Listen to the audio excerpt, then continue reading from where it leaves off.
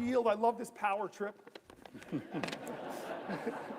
It's the only time in 13 years that I really felt this power. I don't have to let my colleagues speak. It's history you're watching. And right I, first amongst us all, It's insane. really love to speak. I just want to say thank you to Chris Murphy. I repeated this 10, 15 hours ago, but I just want to tell the story, and then I'll let you go, Chris. 9 years ago on this floor, after the Pulse shooting, we called Chuck Schumer, Chris and I saw a moment, he saw a moment that we couldn't do business as usual. We just said, how can you have this mass shooting, yet another mass shooting, and this body just go on as business as usual? It's why I'm standing here right now. And we agreed, with the Chuck Schumer's help, that we would get control of the Senate. And Chris Murphy went down to that desk, and I promised him, I'll be with you, I'll stand with you, I won't sit down, we'll go as long as we possibly can. And he began a filibuster 9 years ago, and it lasted 15 hours, and he still had fuel in the tank. I know he did. I was a hurting guy. And he's ripping it up, man. My back was hurting, my feet were hurting. But we had a direct end when Mitch McConnell agreed to give us votes on common sense gun safety, which I think every American, most gun owners agree on, just universal background checks. And it failed to get 60 votes in the Senate, but you stood, and I stood with you. And he said to me days ago, if you're going to do this, brother, I will be your aide-de-camp this time, and you've been with me. You have been with me far past 15 hours. You've been with me for 23 hours and 49 minutes. 23:49, baby. 23:49. Come on. I'm sorry, man. Although my cousin Pam in the gallery, she's been here the same amount of time.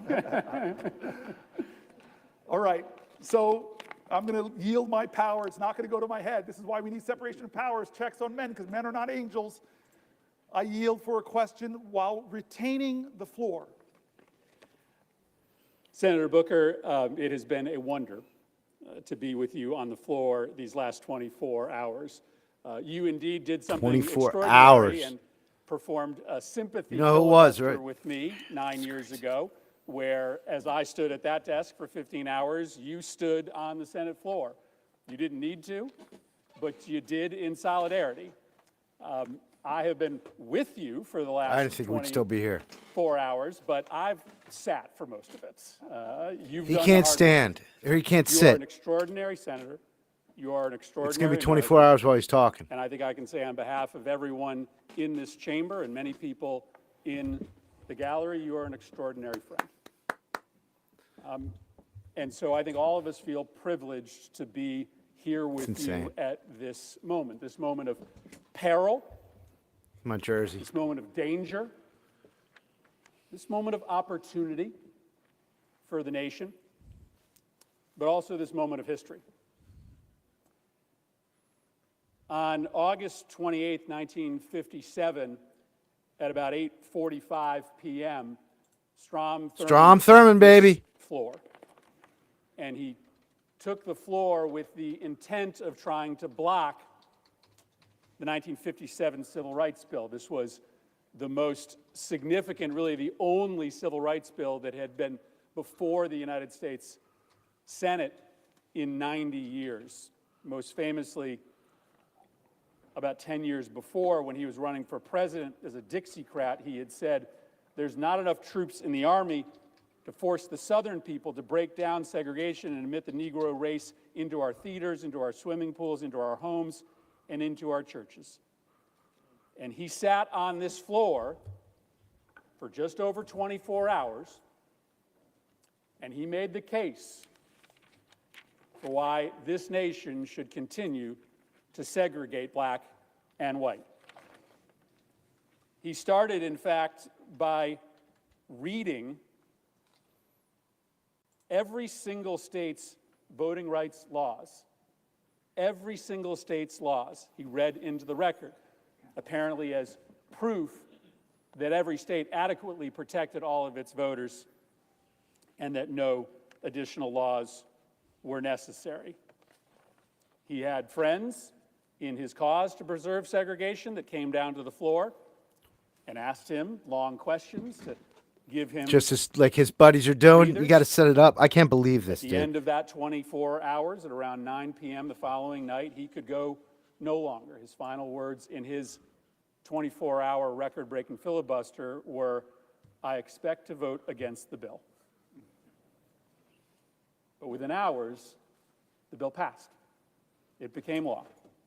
It established the Office of Civil Rights at the Department of Justice. It was not nearly enough, but it broke 90 I wonder if you could use years these. of inaction. What you have done here today, Senator Booker, couldn't be more different We're going to use some. than what occurred on this floor in 1957. Strom Thurmond was standing in the way of inevitable progress towards equal political and economic rights for Black Americans.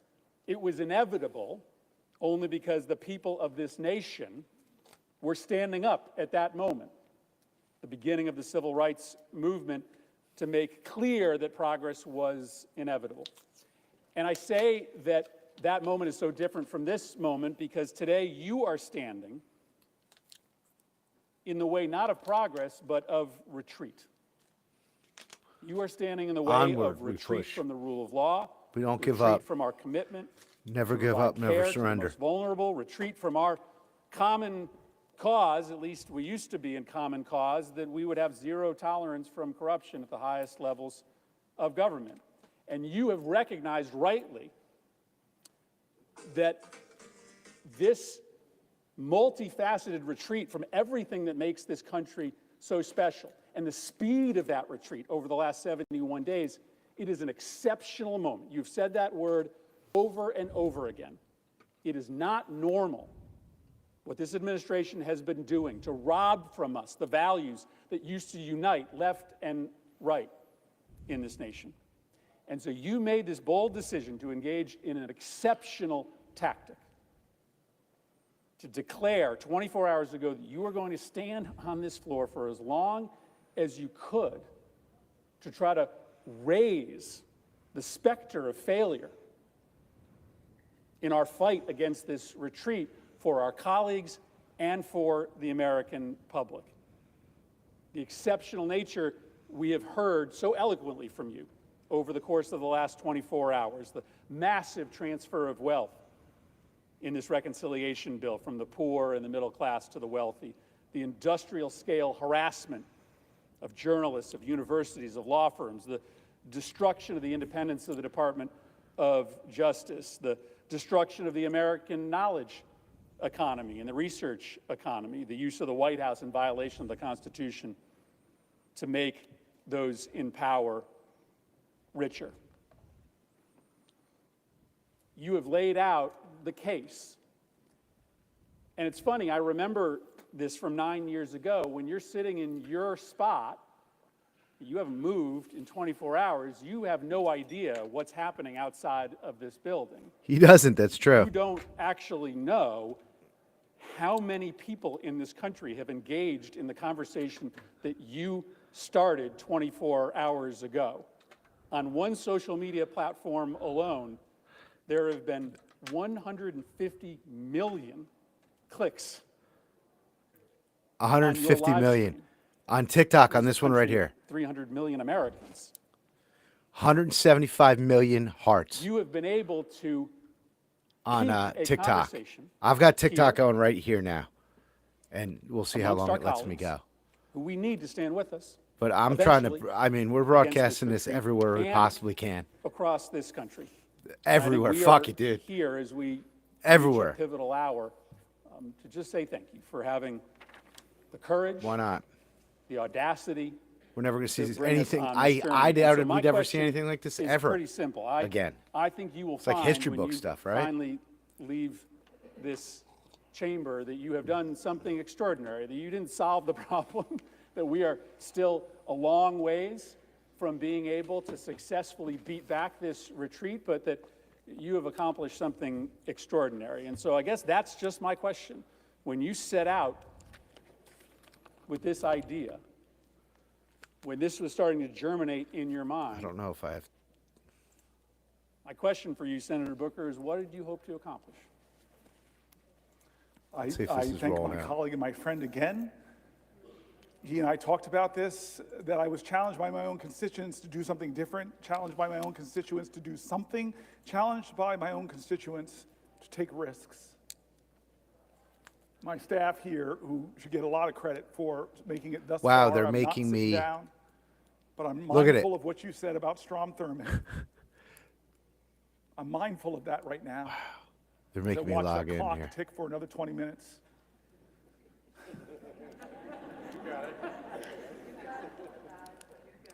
I'm grateful for my staff. I'm grateful for the parliamentarians, the clerks. I'm grateful for the Republican presiding officers.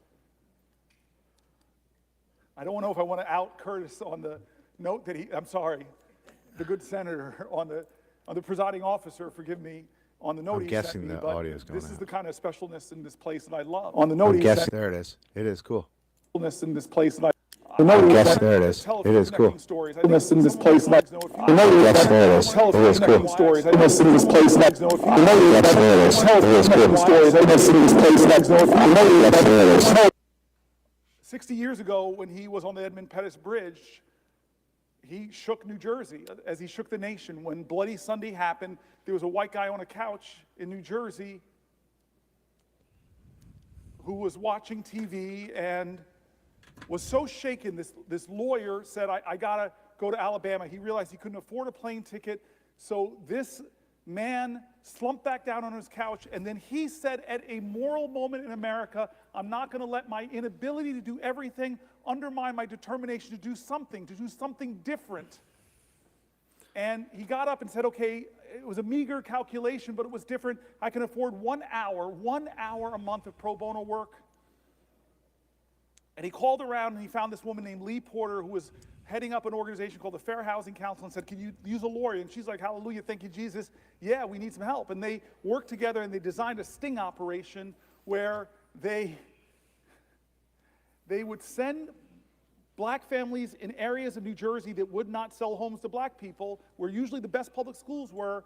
And if they were told the house was sold, they'd send a white couple behind them to expose that the house was still for sale and expose all of this. Well, they had a lot of success getting things written about the severe housing discrimination in my state. And he said that after about 4 years, I got this case file of a black family trying to move to New Jersey, and they were frustrated because every time they look at homes in the places with the best public schools, which happened to be white communities, they said they couldn't find a home. So they did the sting operation. They sent the black couple in. They were told this incredible house was not I remember for this. sale. They loved I the house. I So when the remember white this. couple went, I they remember just watching threw in the a bid to see if it would be accepted. The bid was accepted. fucked up shit. Papers were drawn up on the day of the closing. Instant. The They'd white walk couple in there like, did not show up. The black man did. Lawyer Marty Friedman marched in, confronted the real estate agent. You would think 1969, that was a year crazy after stuff the they Fair used to Housing do. Act, that he would capitulate, but he didn't. This lawyer gets up so angry, this real estate agent gets up so angry, he punches the lawyer in the face and sings a Doberman Pinscher on the black guy. They get out of there shaken up, and they start writing letters back and forth. The good owners of the home found out what was going on. They were so aghast, they said, let us sell the house directly to the I'm gonna flip black this. family. The black family moved in. Because I want to see if I 43 can't years get later, talk a to baby from keep that it running family without kipping it. became the 4th popularly elected black senator in our country, me. Now, I tell that story because I started with John Lewis 24 hours ago, and it was John Lewis and a bunch of marchers on a bridge that influenced the destiny of my life and my family's life. We're all interconnected. As King says, we're all caught in an inescapable network of mutuality, tied in that common garment of destiny. But I want to tell you the second time John Lewis shook up my life. I was mayor of the city of Newark, and I got called to be on a TV show. I got called by a guy named Skip Gates, who I love, admire, and he calls me and he jazzes me up. He fills my ego. He just flatters me. Hey, I got this show called Finding Your Roots, Cory Booker, and you're a rising star. You're this hot shot. We should feature you in this. And I'm like, oh, great. Oh, don't say that, Skip. But okay, yeah, of course. And then I said, okay, well, who are you going to pair me with? And I thought it was going to be another young hotshot, up-and-coming politician in America. No, he goes, I'm going to pair you with John Lewis. And my heart sank a little bit. Actually, maybe it was my ego that sank. My heart got excited because I know how these shows start. They start with biographies. And so imagine the show starting. John Lewis, hero of the civil rights movement, literally bled the southern soil red for freedom and justice. And then it goes to my biography. Cory Booker, riding his big wheel in suburban New Jersey. The show was unbelievable, mountain and boy. But I got to meet John Lewis. I got to tell him that story, that he changed my life, and I didn't even know it. On a bridge in Alabama, changed the course of events in New Jersey that led to me. Third take on John Lewis. My colleagues know I got here in a special election in 2013. What all my colleagues might not know is I came here with a broken heart. My mom and I came here with a broken heart because I was elected in October, sworn in October, but also in October, my dad died of Parkinson's. That's why I got choked up reading these letters from people with Parkinson's. And so we came down here, we were grieving. My dad was not with us. My mom lost her husband of nearly 50 years, and I'm going to get sworn in. It's a big event, but my parents and my campaign decided, you know what we should do? Right before you get sworn in or brought over here to be escorted to the president, vice president, that you should go and sit with John Lewis. And so we went to John Lewis's office, and a lot of my colleagues from the CBC, a lot of my colleagues from the House, a lot of my colleagues like here who came over to the House know his office. You walk into his office, and it looks like a civil rights museum, except he's in all the pictures. And this is John Lewis, we who knew him. This was him. Mountain of a man. He had already prepared eggs and grits, a good Southern breakfast, and wouldn't let my mom and I get up, and he serves us all, and he humbly is saying, this is why I marched, this is why I sacrificed for history-making days like this. He told us how special this was for him. He told me that he would be right here where my friends are sitting, watching me get sworn in, and how proud he was going to be. In a sense, he stood in for my dad on this floor. And then boom, I'm a senator. I find colleagues and friends here, and I find a lot of colleagues and friends in the CBC. At that point, I was the only African American in our caucus, and found so many friends, so many heroes that have gone up from the Senate now who looked at me, adopted me, helped me. Dick Durbin, you were amazing in those early months. And this is the next time I meet John Lewis for a moment that changed my life. Chris Murphy, Brian Schatz, remember this moment. It was during the 2017 healthcare debate, when I didn't know how we were going to stop that bill from passing and taking away 20 million, healthcare from 20 million Americans. But John Lewis, hey, Cory, let's do something different. What you got in mind? And I said, well, John Lewis, I got this phone. It's very powerful. Let's do a Facebook Live. And so I opened it up, Facebook Live. We meet in between in the Capitol, and then he says, hey, where can we go to sit down for a place? And I love it, my favorite place to sit. I watch Schoolhouse Rock so much, it's right on the steps of the Capitol.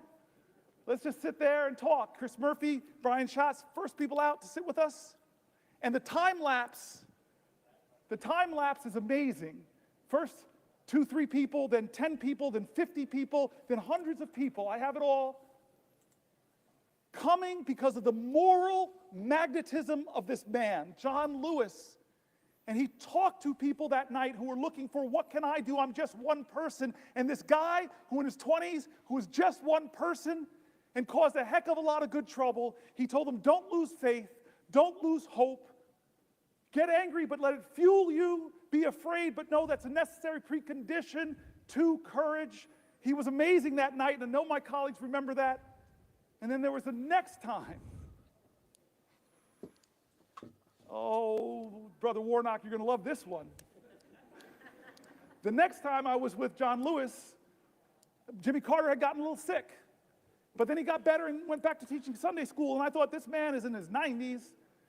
I need to go to Sunday school. And so who do I know? Because there's a waiting line. It's like people sleep out all night. I might have been a little selfish. How do I know I can get in? Call John Lewis. I say, hey, I got this great idea. Why don't we go to Jimmy Carter to watch him teach Sunday school? So I have the singular greatest road trip. I fly fly into Atlanta. We get into a car. You can all hear that and good, we right? drive all those hours Everybody to on X? Georgia. Indeed, people were waiting outside, but it's John Lewis. Come on in. We sit in the front row. I must be in the front row. And we sit down. And then this marvelous, incredible moment comes. Somebody comes and says, Congressman Lewis, Senator Booker, the President, First Lady would love to see you beforehand. It's my first time meeting President Jimmy Carter. But I walk in, I'm sort of on the sidelines. These two men are hugging each other. He and the First Lady. Relax. You've been up for a while, man. Whew. I hear you're thinking about running for President of the United States. And he does something incredible. He says, I think you should run, but only if you run, and he pokes my heart, only if you run from here. The last time of the powerful moments I've had in my life with that man, that so many of us have had these powerful moments, the last time happened because of a man named Michael Collins. I know there are people in this room that got the same phone call I got, that it won't be long now, that John Lewis is going to pass very soon. He can't speak, but I know he would want you to have your moment to say goodbye to him. And what do I do? What do I do? Say goodbye to a man that's a legend in my life, a legend in our nation. What do you do to say goodbye to him? I wasn't prepared. I can't say I said anything eloquent. Michael Collins, God bless you, man. You put the phone by his ear and you just gave me my time to have a conversation with the man that would soon die, the man that changed my life, that helped my family get into a neighborhood that loved me and cherished me. God love Harrington Park. The man who stood in for my father when heaven brought him home. The man that showed me on the steps of this Capitol how powerful the people are. It wasn't about him, it was about them. The man that brought me to see a president who flattered every senator's ego, tell them what they want to hear, run for president. And so I said everything I could, but the last thing I said I remember very well. I said, I love you. I said, I love you. And I said, John, I know you're going to be in heaven looking down on us. And I promise you, John Lewis, that I will do everything possible, that we'll do everything possible to make you proud.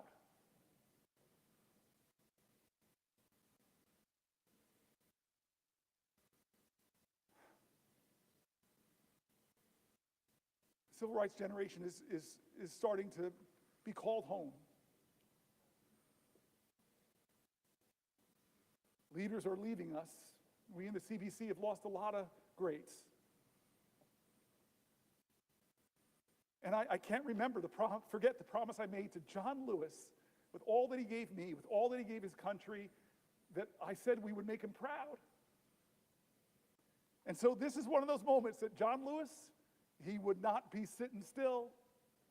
He would call me up and say, you still got that Facebook thing? I go, no, I don't really use Facebook anymore. But there's a thing called TikTok or... Yeah. I don't know what John Lewis would say right now. I know what he said in 2017, but I'll be honest with you, I don't know what he would say.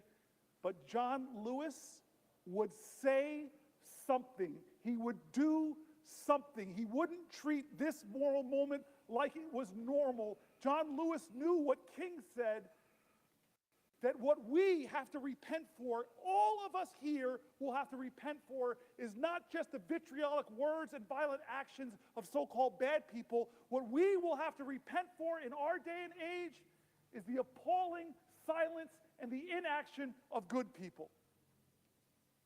This is our moral moment.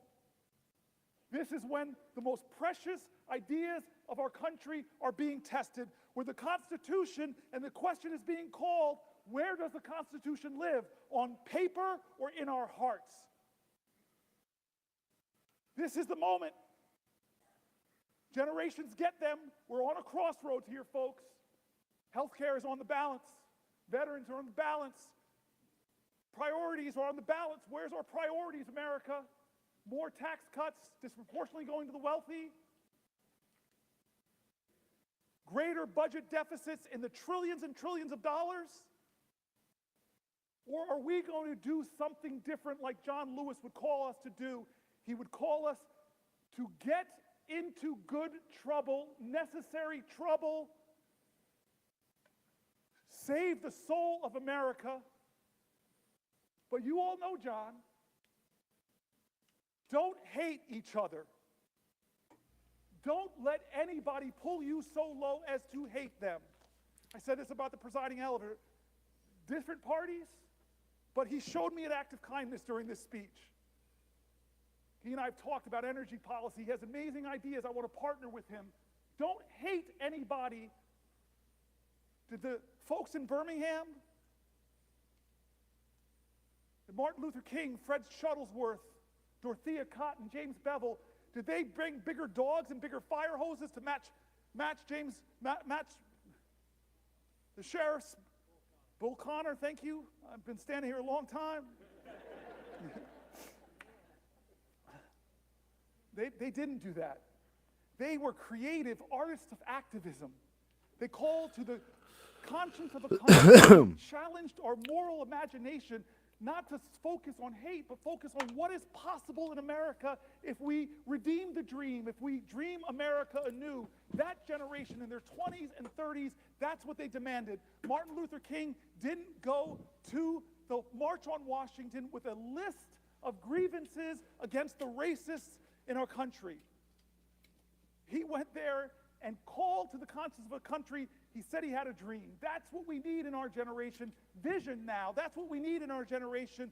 A vision to redeem the dream, to call our country together. Yes, there is a man in the White House who's the most powerful man in the land, and his partner is the richest man in the world. But as long as this is a democracy, that we can still protect the power of the people is greater than the people in power if they use their power. As a great African-American woman author once said, the most common way people give up their power is not realizing they have it in the first place. I've been calling out names, folks, to tell them they have power. I read the stories of Deanna, of Wendy and Cassie, of Tanya, of Cameron, of Jean, of Susan, of Edna, of Randy, of Dylan, of Teresa, of Pamela, of Sally, of Mike, of Carol, of Rosemary, of Danielle, of Judith, of Elizabeth, of Sandra, Alicia, We're here. Maggie, Niva, We're just Laura, listening. Michael, Robin, Mary, Allison, Ash, Roseanne, Carrie, Samantha P. Raphael, He's been here for over 24 Anna, hours. Sean, and so many I more. went live for Read 5 their hours stories today. here because while we were elected, they are the power of our country. I've made mistakes. We all have. Both parties have a lot of mistakes to account for. It's crazy. The ballast of this country I got to will stand up anchor just to us to stand our up. ideals. What will call us to new heights, lift our heads, lift our hopes. What will call us to rise is each other. We need each other. We need a greater love in this country. We need a greater fight in this country. We need a greater determination. We can't crazy. act as if this is normal He can't. times. Milk. People stories that I wrote were calling Milk. out for He help. can have Senator, milk or water. Someone help me. I'm in danger of losing my health care. Someone help me. I don't I'm a veteran. I don't know where the Happens to milk me. It's came not from. It's fair. I fought interesting. for Did this you know country. that? Help me, help me. I'm worried about my Social Security, and the rural office I go to is being closed. Help. People calling out for help. And what Americans do when people are calling out for help? They built an infrastructure. The greatest project ever, called it the Underground Railroad, where Quakers, white folks, joined with black folks to shuttle people to freedom. What did they do when people were worried and fearful? They called people together from across our country. Let's have a conference. Let's go to Seneca Falls. What did they do when they faced violence? Well, look at the people at Stonewall who stood up, who pushed back, who organized, who won. What do they do when the dogs are unleashed on us?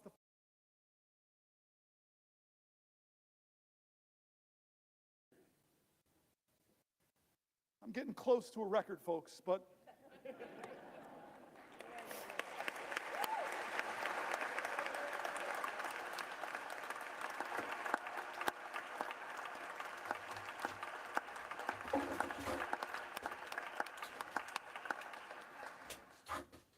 room here in the Senate named after Strom Thurmond.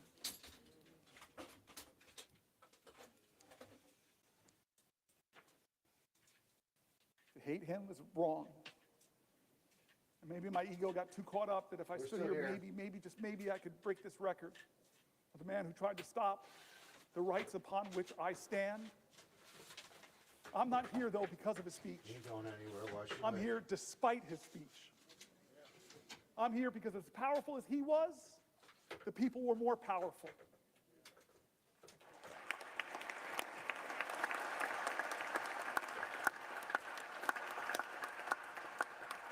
But I remind you, all those people who believe like me that we've got to redeem the dream, turn again to John Lewis, because you all know the story, my colleagues, of when the man that beat him savagely, drew blood, cracked bones, decades later he was a congressman. That man brought his grandson him to ask for forgiveness from John Lewis.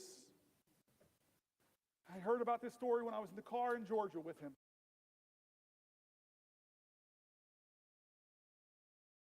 Battered you. What did you do when he came to ask you for forgiveness?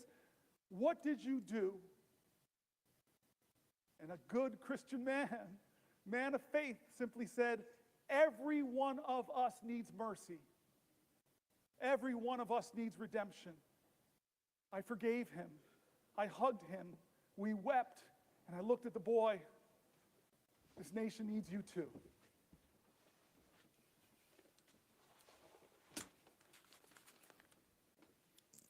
John?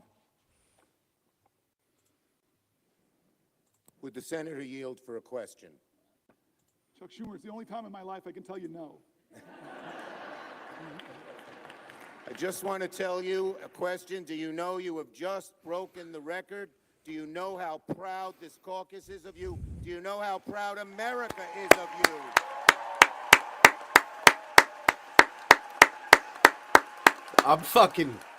I'm beside myself.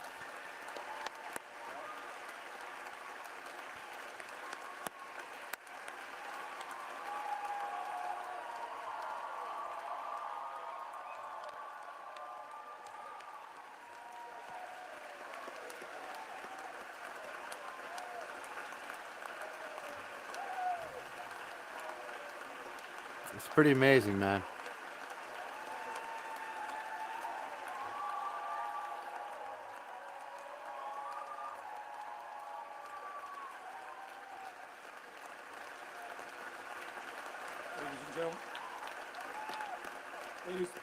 Ladies and gentlemen,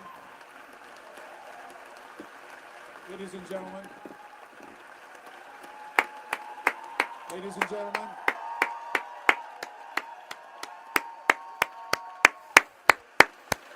order, order.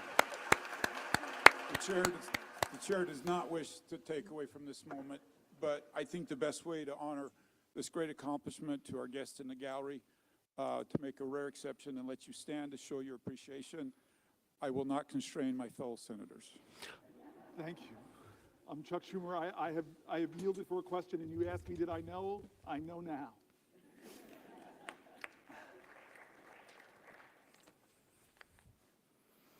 I want to not quite wrap this up yet.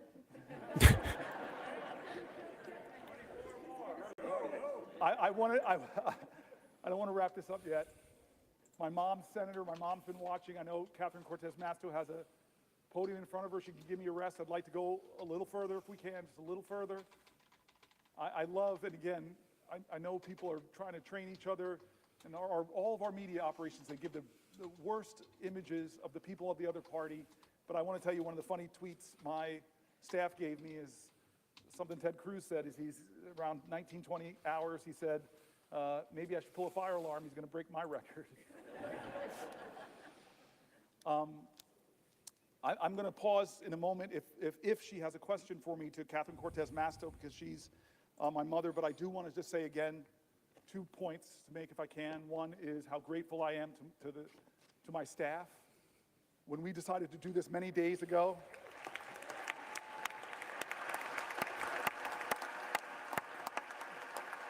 It's unreal. when we decided to do this days ago, they were like, we have to do this.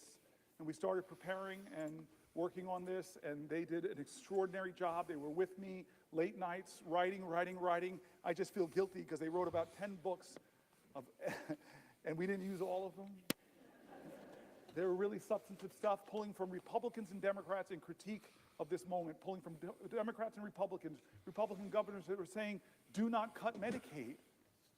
States that know, as my colleagues do, that are an One absolute person. trigger, that if the Medicaid funding goes On below TikTok. 90%, But he's, you know what? He's got they drop 75 Medicaid million. My I hope he staff gets like really a worked half a hard to million not make this just reactions on Democratic TikTok. Wouldn't that voices, be to cool? make it people in our country that Republicans and Democrats, you heard mentioned in the speech. Or a half a the billion, Institute, excuse me. the Manhattan Institute, A half a all billion people reactions. Who are honest arbiters and are saying. I mean, that what fuck, Trump there's is almost doing 200 is people wrong. watching A this. budget like this that blows massive holes in our deficit, it will be Something else, something man. our children are trying to pay for. And what are they ultimately paying for that's caused this big deficit?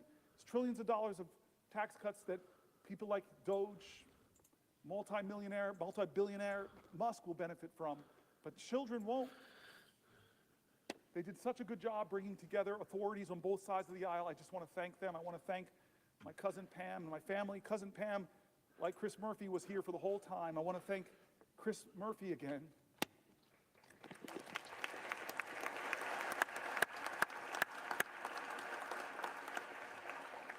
Who never stopped telling me we could do this, we can do this, we can do this, and said, I will stay with you. He's been with me on the floor. I hope you don't look as tired as I look, because you look beat, man. Do I look that bad? No. All right. I want to go a little bit past this, and then I'm gonna deal with No. some of the biological urgencies I'm feeling. Oh my God. But I'm going to wait here because I have the power, I have the floor. Somebody has to ask me, perhaps from my mom's state, the way that's supposed to work. He's gonna break. So will the good senator from New Jersey yield for a question? My mom would be so upset with me, my Aunt Marilyn, my Uncle Butch, my Aunt Shirley, all the people that are your constituents, not mine. They would be upset with me if I didn't yield to you for a question while retaining the floor.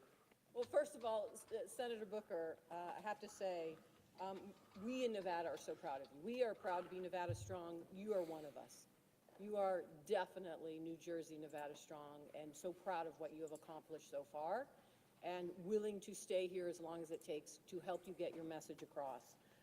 And I think that's the important moment. We are all here right now. So I want to pose a question to you, actually a couple questions, but I want to start off and set the stage here, because you have been here now, for over 24 hours. You are missing some of the national news, things that are happening out there.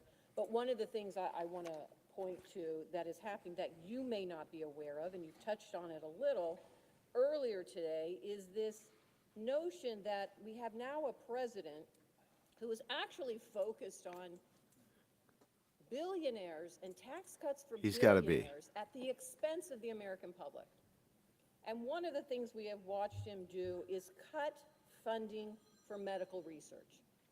Now, what you may not know is just today, Oh, just today I found he's gotta out be livid. that HHS laid off the entire healthy aging branch of the CDC just today. This office administers Alzheimer's disease programs. Yes.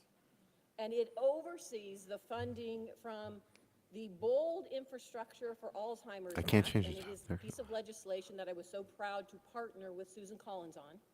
And she has fought for, and we have fought for funding for it to support caregivers and their families. And Congress just reauthorized this funding. And now we have a president that has stopped the critical work that scientists are doing to try and cure Alzheimer's. And I bring this to your attention, Senator, because like you, and I think like all of us, there are personal moments in the work that we do. My personal moment is my grandmother, who I'm named after, died from Alzheimer's. And she died at a time in Las Vegas when there was not enough research, when there was not enough health care, when there were really not enough providers to understand what was going on. And so for many of us, this fight not only is it personal, but we recognize the impact that it has outside the Beltway in so many families and lives across the country, and that's what this is about. In Nevada, as of 2023, there are 49,000 people, 65 and older, are living with Alzheimer's, and that's projected to reach 65,000 this year. Not only did we hear that HHS laid off the entire healthy aging branch of the CDC, but Donald Trump also recently terminated a $14,000 NIH research grant that had been supporting Alzheimer's research at the University of I get Nevada, screens Las everywhere. Vegas. And he's Just so y'all know. continued to cut the grant for essential research for so many reasons.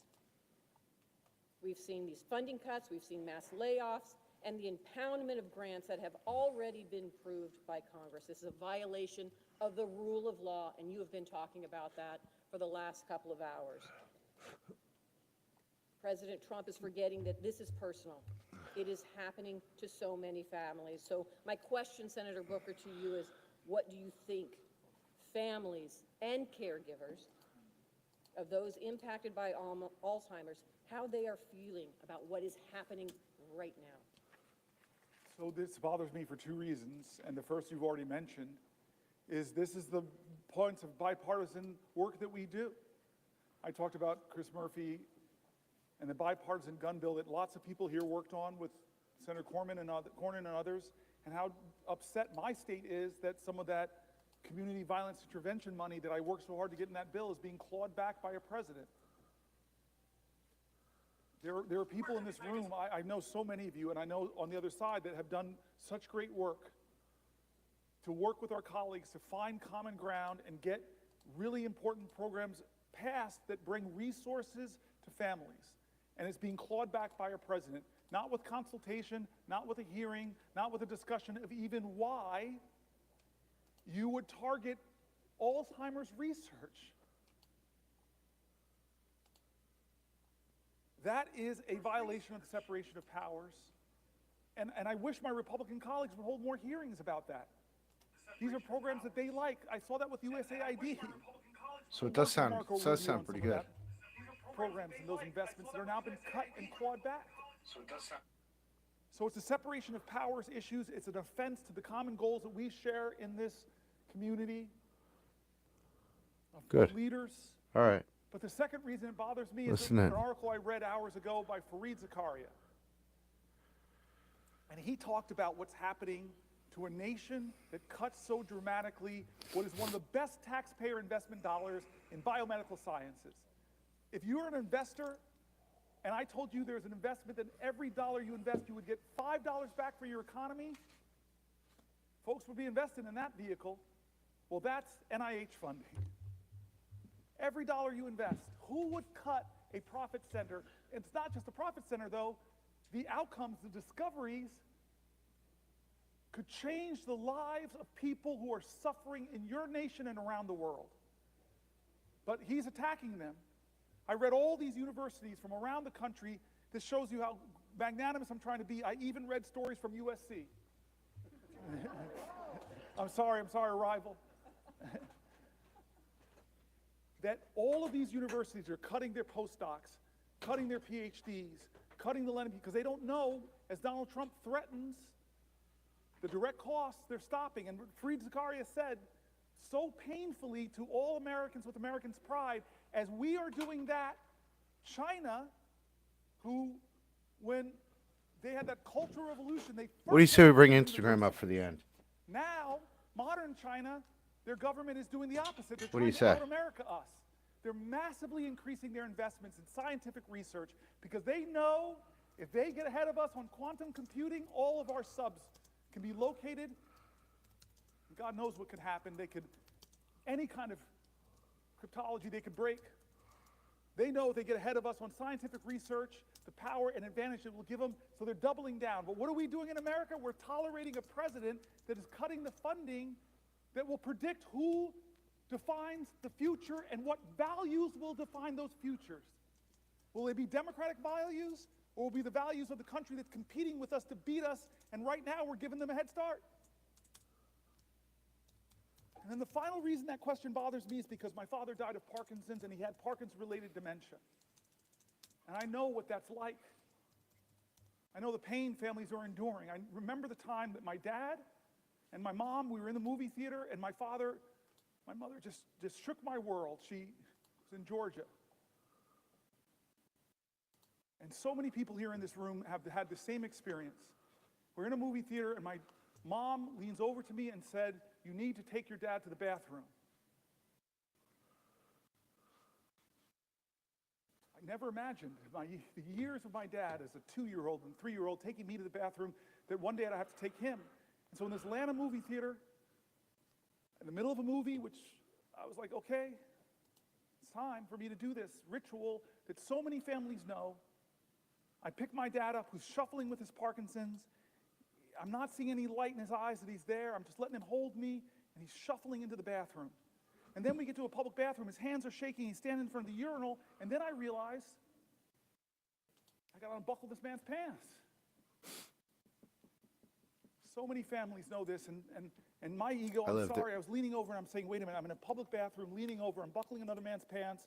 Please, please, God, don't let somebody come in. And as if God heard my call, someone walked in. And I hear the person walk, and I'm like, just please keep walking. Go into a stall, please keep walking. And then suddenly I hear their feet walk past me and stop. And then the man turns around and says, "Oh my God, Cory Booker." And then I look up at my dad, and I see the clarity in his eyes. He is 100% there, and he's grinning and loving my mortified embarrassment. Alzheimer's is devastating so many American families who are watching the loved one of their lives diminish. And we're cutting funding. Donald Trump is cutting funding, democratically, bipartisanly approved. So forget the separation of powers. It's important, so important. If that doesn't get you, then maybe think about the competition with China. If that doesn't get you, those two don't get you, America. Think about the millions of Americans struggling with Alzheimer's, the struggles it does to those families. This is a moral moment, America. This is going to define the character of our country for years and years to come. Has the Senate called a hearing on your bipartisan funding, Senator? No. Have we done our oversight responsibility? Have we checked, as I read from the Federalist Papers, as our founders wanted us to do, is to check the executive, be the check at the executive that balances our governmental powers? No, we're not checking that executive. With Signalgate, I have heard from Republicans that serve in Congress, of the 535 with us, I know other colleagues here have heard, they're mortified. You talked about that. Mortified about that. And again, it's not partisan. The Biden administration made foreign policy mistakes. Obama made foreign policy mistakes. Reagan, when I was growing up, I was hearing about the Iran-Contra scandal. So I'm not going to be one of those people that the pristine, perfect Democrats. We've made mistakes. We've made failings. We've let the public down. We have some reckoning in our own party that we're working on right now. But that doesn't say that you should just be one of these people that says, well, Biden did it.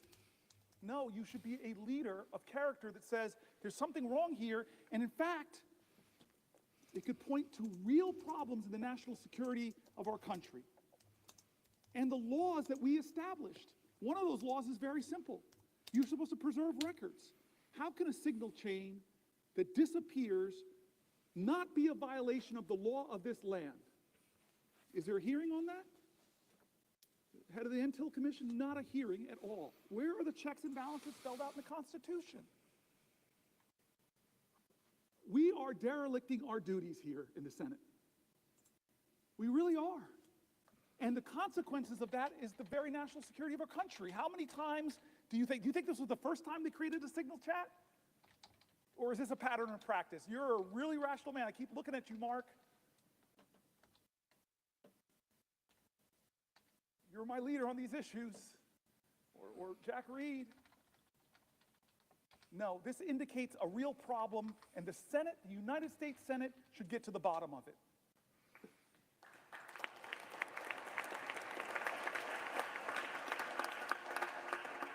This is a moral moment. I keep saying it's a moral moment. Who are we going to be? What's going to define us? And it's time not for the typical tribalism. It's time for leaders to start standing up and saying, you know what? We can go a different way. We can imagine a different country. That's why I pointed out the new leader of the Democratic Party on the House side. We're a different generation. There's a rising generation of people. I've talked about my friend who wrote this great book, Abundance. There's a whole bunch of new ideas out there that are about the future, about the possibilities, about the hope, about the greatness of America, not the greatness that is braggadocious, not the greatness that says, I'm better than you, not the greatness that says, only I can fix things. That's not the America we want. We want America that says, we the people. An America that says, e pluribus unum. An America says that our history shows that rugged individualism and self-reliance are important values, but rugged individualism didn't beat the Nazis. It didn't take us to the moon. We did that together, America. We need bigger visions that can unite us beyond our narrow partisan divides to get a real mandate. And you know what a real mandate should be? It should be government efficiency. It really should be. God, I have heard from so many of my colleagues on this side of the aisle that have said, if they form This man's been going for 24 hours. Look at him. executives in this body, I see you, Maggie Hassan. Look at him. It was hard, but I had to cut 24% of my budget. 1 out of 4 employees. It was really hard. It caused a lot of pain, but we had to reduce my government. There are a lot of people here that are executives on both sides of the aisle that would have said, pick me, let's form the most exciting team possible. I've got keyboards Because Jack Reed everywhere. knows that the military of the United mices States of and America mices. could do things more efficiently. A little bit of waste over there, because they haven't passed an TikTok's audit. still live. Where's Mary Cantwell? The Commerce Committee. So many ideas about how to create profit centers in the American government. You have talked to me about them. You're brilliant on some of these ideas. I look around here, but I could look to the other side of the aisle. The farmer sitting over there, the guy who's been so good to me, Chuck Grassley. I forced that man to hug me when we passed. I forced him to hug me, sir. I have pictures. Can't deny it. I don't know how you're going to get reelected now, sir. You hugged this dude, black dude from New Jersey. You're so sweet to me still. We passed a big bipartisan bill because people like him, like the presiding officer, I've met with you, you still have big ideas. You still have big ideas that aren't partisan. If President Trump, from his inaugural address to his first speech before a joint session of Congress said enough, there are big ideas in this country. I want the best. I want people to come together. I'm tired of us talking down at each other. It's time for us to come together and imagine ways to create real abundance in America for all Americans. I trust the genius of America, the kindness and the decency, but this president doesn't do that. He violates all of our common senses of decency. And don't say it doesn't happen, folks. Don't say that. I listened to him. I hope everybody's enjoying it. Listen Like, to how he welcome talks about Instagram. I just welcomed you in. And We have a government now, Instagram, just so you know, as I said earlier, there's that isn't almost ask 200 not people what your watching country on can do for X, you, but so what you can do for your country. we're A country just now kinda where a president spreading- says, ask not what your country can do for you, ask spreading what you love. can do for That's all we're Donald trying to Trump. do right now. And you're seeing who gets the special treatment. Some law firms are really threatened right now with being bankrupted by Donald Trump targeting them. Others have decided a different path. I'm not hating on them, but they said we're going to go to Trump and we're going to offer him what he wants. We're going to give him tens of millions of dollars of free pro bono work. I wish they would bring some of that free pro bono work to Newark, New Jersey. Jersey, Well, people you've need been lawyers. listening all day? Folks in my city, We've been listening to this all day. We've been in and out. what are the standards here of our government? You want a merger? Well, maybe you should put a lot of money in Donald Trump's meme coin. I read the The stories document, about Red some of Bank the and work, all the Neptune. monuments, All day long, we've been here. and we sit by He's and been doing act this like, oh, no big deal. 6 He's hours getting ago, we millions listened to and him millions of talk about dollars Red Bank from who we don't Regional know. We haven't held or one Red Bank hearing Catholic of and oversight to know who Neptune, is giving him millions of dollars for that New meme Jersey. coin. Is it the Turks? Is it the Saudis? Is it the Chinese? Is it the Russian oligarchs? Do we know? Should we know? Yes, America, stop falling into tribal lanes and closing your eyes to things that should not be normalized. Why are we normalizing these things? They're wrong. They're patently, on the face of it, is wrong. If you use signal to discuss a military attack, the time of the attack, the weapons that are going to be used, and you do it on a commercial app and decide to include a reporter, there should be accountability. Am I crazy?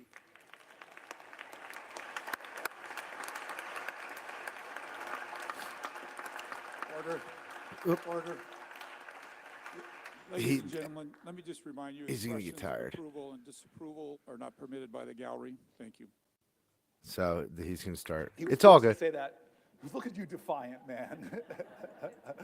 He's got to, he's been here. The Senate and the House should be checks and balances on the President of the United States. The Senate and the House should not allow business as usual in this moment when the President is insisting that no one has the power to check and balance him. When a judge does it, when a judge decides on the soundness of his legal observations to have a ruling. Like the fact that, I'm reading the comments on Instagram too, and then the everything President else. of the United States doesn't appeal the ruling like The most fact that people I'm do, sitting here but starts to just to put drag this out and to the insult general public and because I'm threaten worried that about the judge with message getting out impeachment to and the some general public people of what's going on with the world. astonishing to me in our government said, oh, that's You're right. fine, we It's should impeach scary. this guy. It's scary out there right now. That's not a question Knowledge of is left or right. power. That's a question That's of it. right or wrong. That's all we're saying is We knowledge is normalizing power. this So behavior, we're letting him do things that Republicans make up your own and mind. Democrats say Just together are wrong. try to know everything. Try to be informed. That's all I'm saying. So And he's I'm from Jersey, gonna so. stop soon. Oh no, no. Well, for a question? Oh, yes. See, he needs the God other people to bless keep you. him coming. He needs to blow it out. I will yield for a Question while remaining in while control of the retaining floor. Thank you. I want to start, before I get to my question, with just saying how proud Careful. I am, how proud we all are of you. They're going to try to shut him down on parliamentary procedures here at some I'm point. old enough to remember Strom Thurmond's filibuster. I can remember being in high school and seeing the news every night and the reporters coming from the steps of the Capitol because they were filibustering the Civil Rights Bill. And what I'm proud of is that your focus on democracy and the opportunities of that democracy opens up for all of our rights, in my mind, cancels out what Strom Thurmond did to prevent African Americans and others from getting the rights they deserve in this country. So I'm proud of that.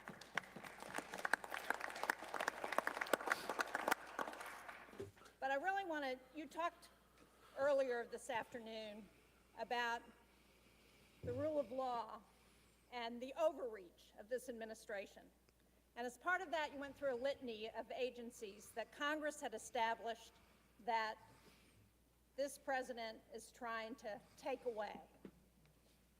And I just wanted to point out that, and you mentioned this earlier, one of those agencies that Congress established is the U.S. Agency for International Development.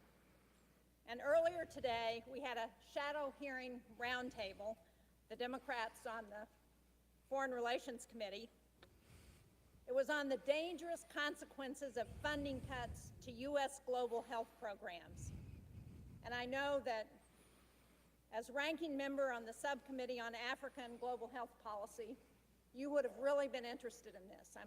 I'm glad you were here on the floor, but I wish you could have heard what we heard from the people who testified.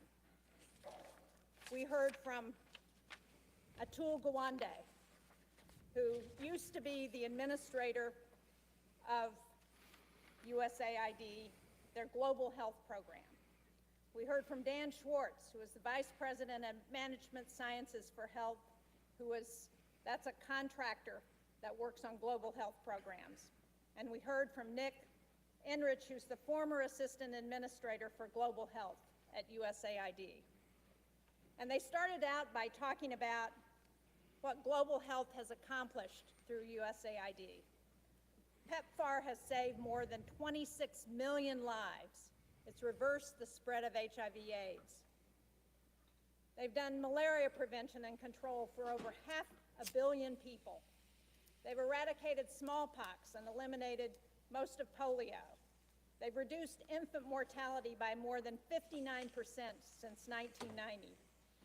They've supported cholera, measles, and Ebola outbreak response. And one of the things Dr. Gwande pointed out is that they took the response to Ebola outbreak from 2 weeks. Many of us remember that during We're the rolling Obama with administration when Ebola Grown Rogue, just was in case coming you're to the wondering. United Everybody over States. there on Instagram, They I see took you. that response from 2 weeks down to 24 to 48 hours. Shore House, In J there Dubs, Anderson, Carrie Case, responding Guard State, Alex, to the Ebola everybody. epidemic.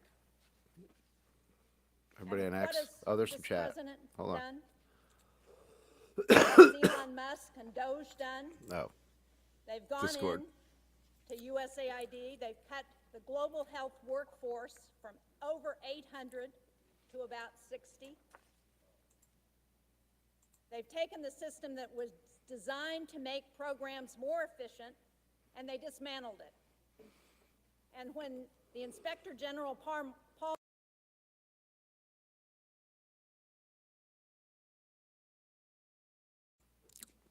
USAID has been the largest civilian ground force to address global goals. I don't have another screen, do I? As Dr. Gwande said, what we learned from USAID is that prevention is a whole lot more efficient and a lot cheaper than emergency treatment. He said that what we spend on global health through USAID has been $9 a household in America in a year. $9. Think about what we've done with that $9. And I need as they were going through more the litany caffeine. of programs that have been cut, the one that caught my eye was 75% of the pandemic threat comes from We gotta stand diseases here. jumping from animals to humans. That program has been terminated. 75% of the threat of future pandemics.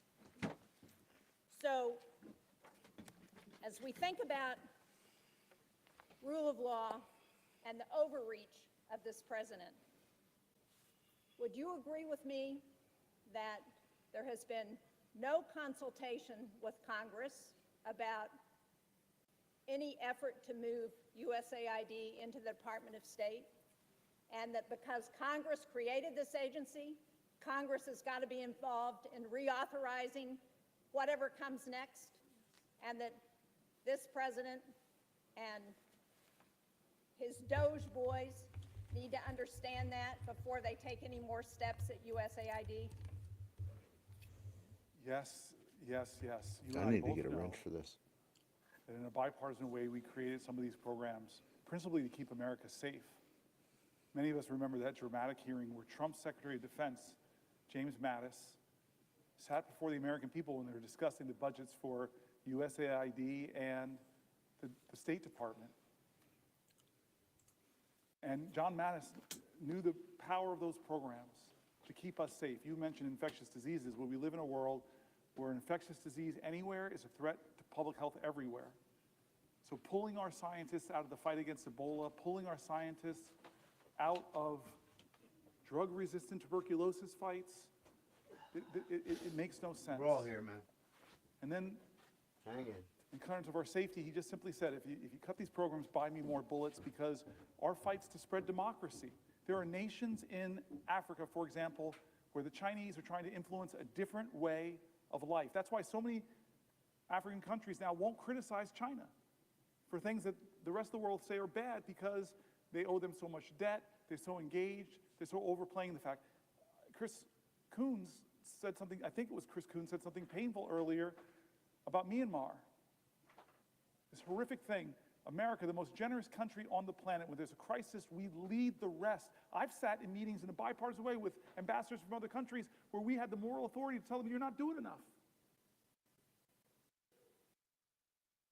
And in the Myanmar crisis right now, as Chris Coons said, who's standing there? Not Americans. We don't have the capacity anymore to help. horrific crisis like that, but the Chinese government's there. Again, it's what defines us. I keep saying this is not a left-right moment. This is a moral moment, and we tell our truth with what we do with our resources. And here's the thing, when you poll people and ask them how much money you spend on USAID, they say, oh, it must be 10% of the American budget, it must be 5% of the American budget. It's around 1% or less. A penny of what tax dollars you send down to Washington goes to help us to make sure that around the globe we're countering the hard power of some countries with the power of our light and our soft power. We have been the envy of the world, where people see and know how special America is because we live the value of every major religion, that we're going to love our neighbors, we're going to be there for you in your times of need. And we all know, when a terrorist group from far away did the most horrific attack, that in a lot of these countries, terrorist groups are trying to counter the democratic governments there. Look in the Sahel region. Look what's happening. When I was in Nigeria, I was shocked to say what they're talking about: instabilities in the north, the threats of terrorism in the north. I'm going to go for 7 more minutes and stop, but I want to use these last 7 minutes 7 more to minutes? return one more time to the people of my state and actually other states who All right. demanded we do things different, We'll sit down for 7 minutes and relax. who asked for help. Before I do, I just want to thank Mike Lee today. Switch cameras. He's my partner in antitrust, a specialty of my friend Amy Klobuchar. And I don't know if you got my text, but you got it, where I said to you, I'm kind of going to the floor to hold it for as long as I can. And I may not make our first subcommittee together on antitrust, where we have a lot of common ground. So I'm sorry I missed it today. I know you'll fill me in, but I know my friend filled in. Thank you. So I want to close back where we started, about us, about why I'm here.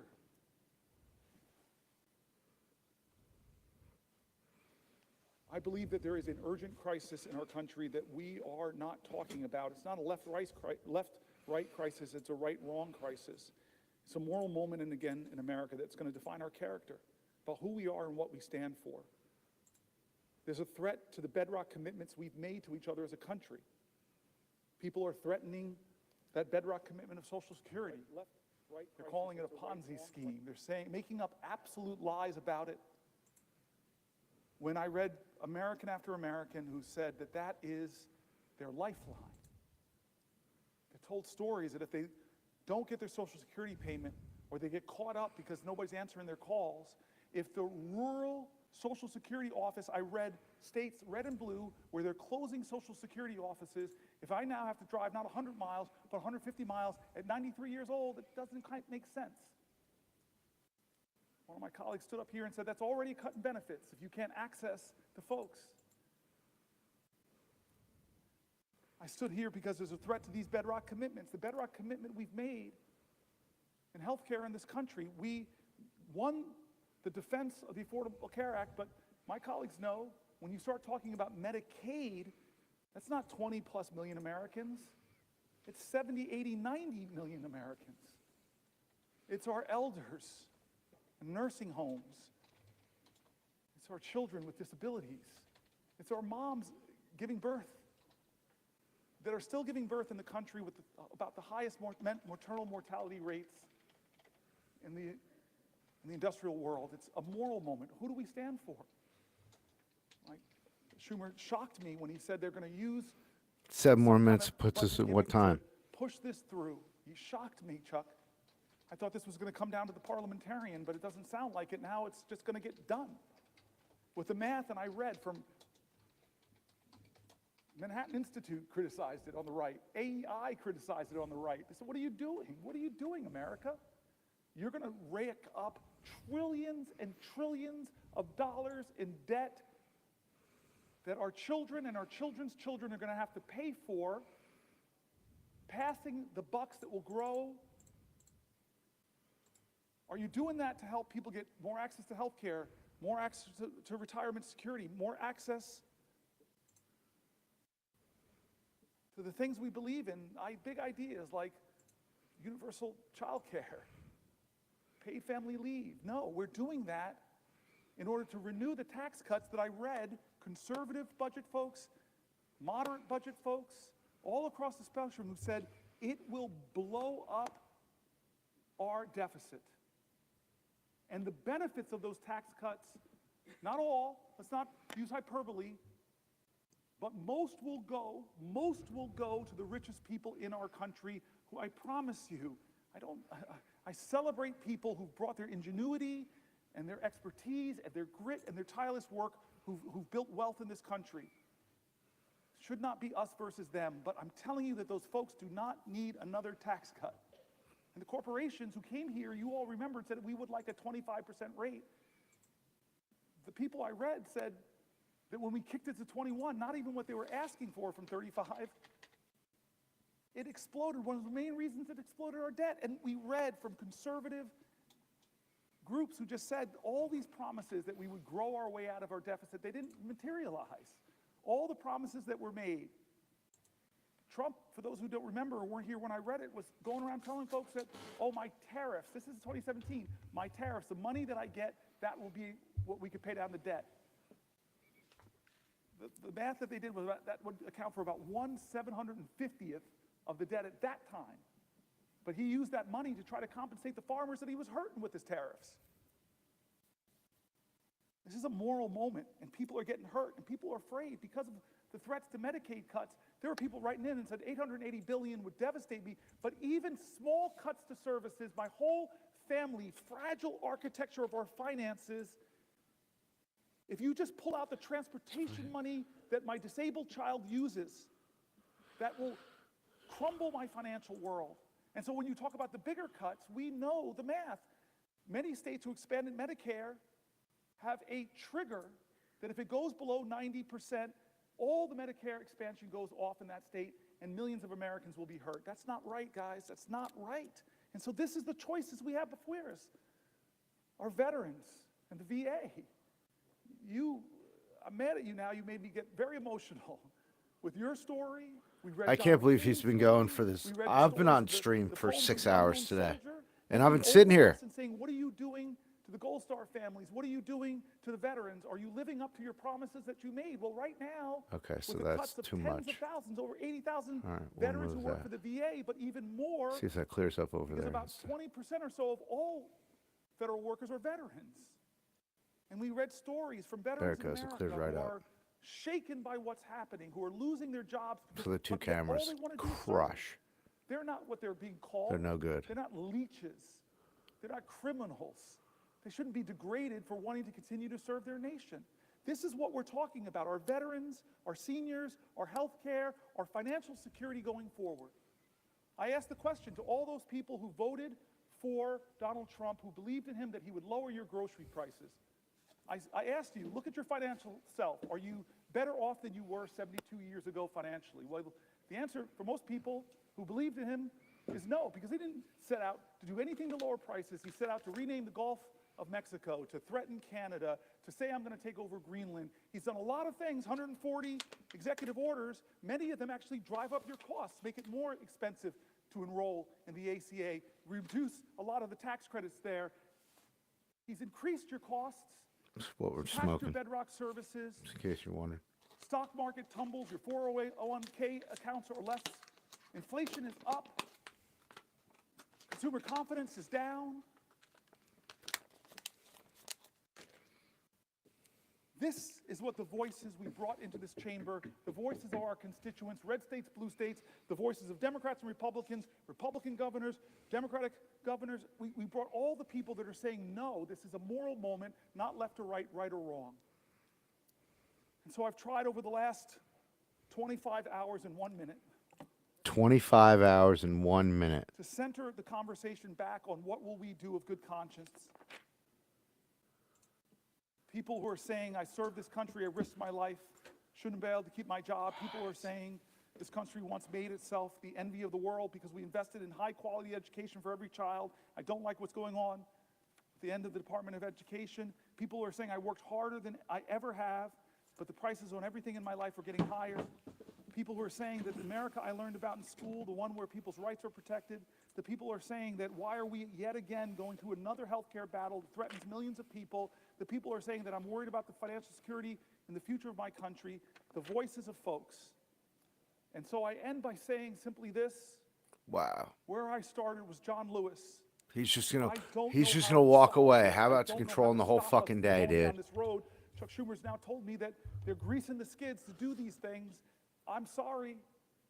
Everybody was like, don't even engage know who him. does That's have the power. crazy. The people of the United States of America. The power of the people is greater than the people in power. It is time to heed the words of the man I began this whole thing with, John Lewis. I beg folks to take his example of his early days where he made himself determined to show his love for his country at a time the country didn't love him, to love this country so much, to be such a patriot that he endured beatings savagely on the Edmund Pettus Bridge, at lunch counters, on freedom rides. He said he had to do something. He would not normalize a moment like this. He would not just go along with business as usual. He wouldn't know how to solve it. But there's one thing that he would do that I hope we all can do that I think I did a little bit of tonight.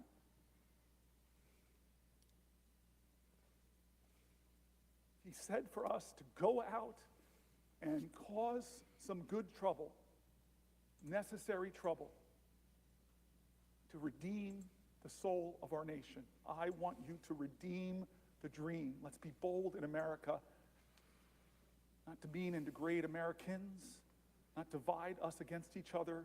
Let's be bolder in America with a vision that inspires, with hope that starts with the people of the United States of America. That's how this country started. We, the people. Let's get back to the ideals that others are threatening. Let's get back to our founding documents, that those imperfect geniuses had some very special words at the end of the Declaration of Independence. It was one of the greatest in all of humanity declarations of interdependence. When our founder said we must mutually pledge to each other our lives, our fortunes, and our sacred honor. We need that now from all Americans. This is a moral moment. It's not left or right, it's right or wrong. Dude, no. Let's get in good trouble. No. My friend, Madam President, Wow. I yield the floor. Holy shit. Yeah.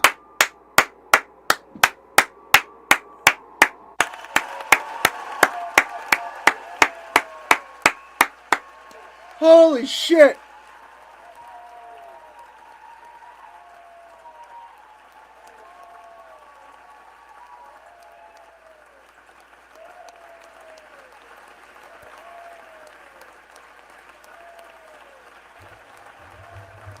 Wow. Madam President, thank you to the pages, thank you to the parliamentarian staff, thank you to the clerks, thank you to the doorkeepers. There are so many people that make this place special. I kept you up all night, kept you up 24 hours. I just want to say thank you. Thank you, everybody.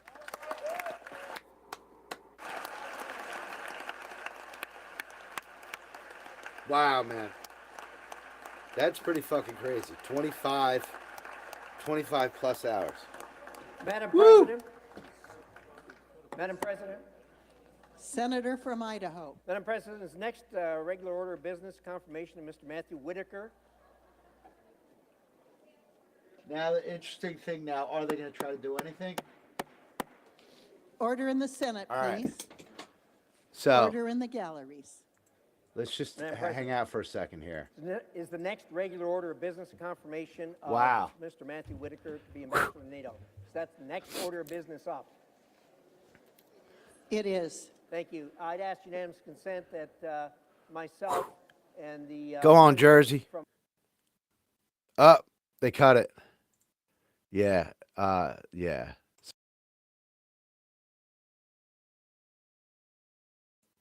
Hold on. They cut that. Let me see what we got over here.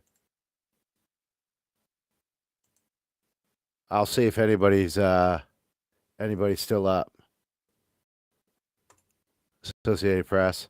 These elastic pants will make you look 10 years younger. Hold on and one slimmer. second. I'll see what we My can dad get. used to wear jeans all day, even though they always restricted. Conversations out of the chamber.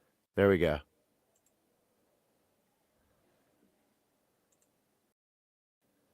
All right. I just want to. This is from Idaho. Thank you. Excuse me, Iowa. Thank, Thank you, Madam President. I'm just gonna hang out for a couple of minutes, Today, man. I rise in support of the confirmation of Matt Whitaker to serve as the next United States ambassador to NATO. Okay, so Matt is not only a proud Iowan, he is a that's dedicated it, huh? public servant, an accomplished leader, a Asher, loving good to father, see you, buddy. I see you and over a there. very, Bye. We're very gonna turn off dear friend. Matt was honorably that served- there. he has TikTok's done. honorably served our I hope you're state, our doing good, country, buddy. as the U.S. Attorney for the Southern District of Iowa. Yeah, so in private we just practice, we and watched most some of that. We recently weren't really as the judging either former way, like they acting said at the Attorney end. General of the United States. Will the gentlewoman yield? Yes, I will, Madam President. The Senate will be in order. Please, Yeah, she's like, Senators, stop. take your take it outside. conversations off the floor. Like, are they gonna? They're not really gonna try to do anything, right? All right.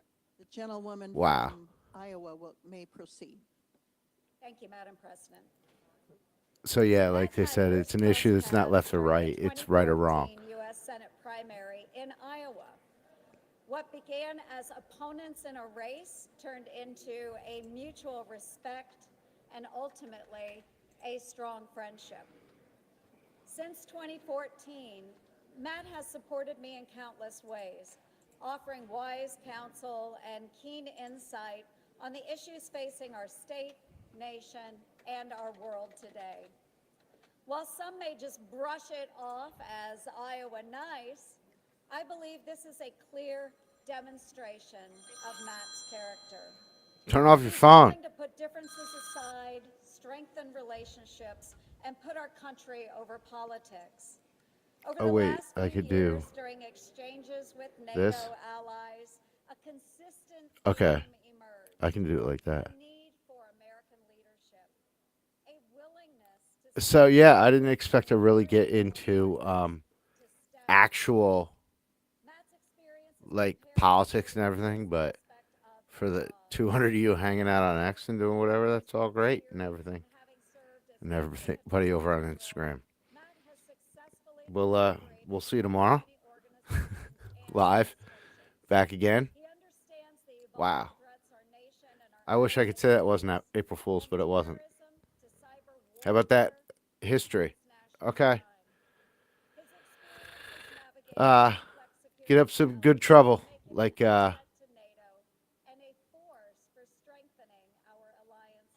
we did that and everything else. All right. Thanks everybody to stop by. I didn't really say anything, so it is what it is. But we're just running. We'll see you tomorrow night, everybody. Tomorrow night. Tonight. It's been a crazy day and stuff like that.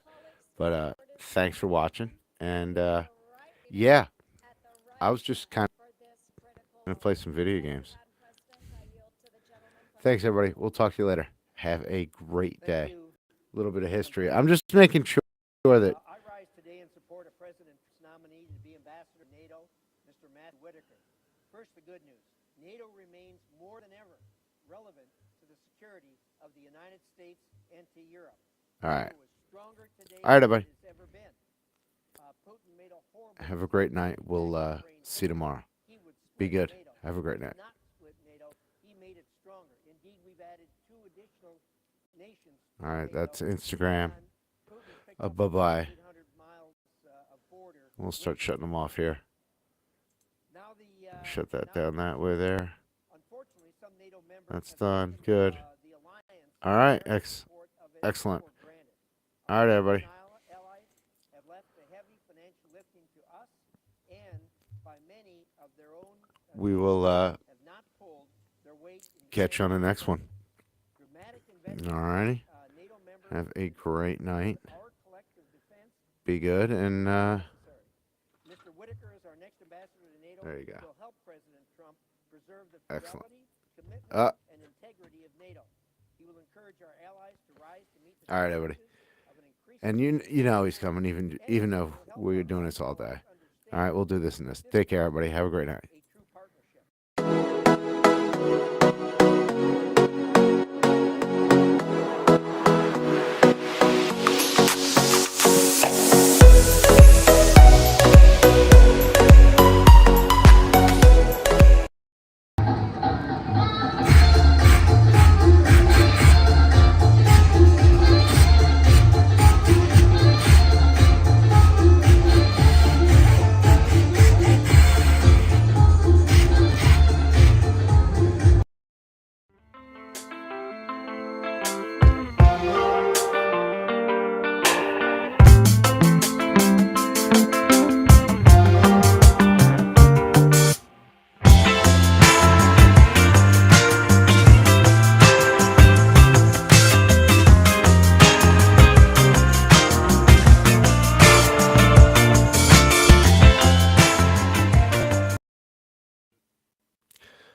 seriously, everybody, that was history. I really didn't expect that. So I hope you enjoyed it. I hope you you got a little something out of it. Have a great night, everybody. Keep up that good fight. Let's stop that stigma. We got work to do this week. See you Wednesday and Thursday for the meeting. Make sure you get your comments in. See you, worst case, Trenton, 11 a.m. Be there for the CRC meeting. Thanks, everybody. Have a great night.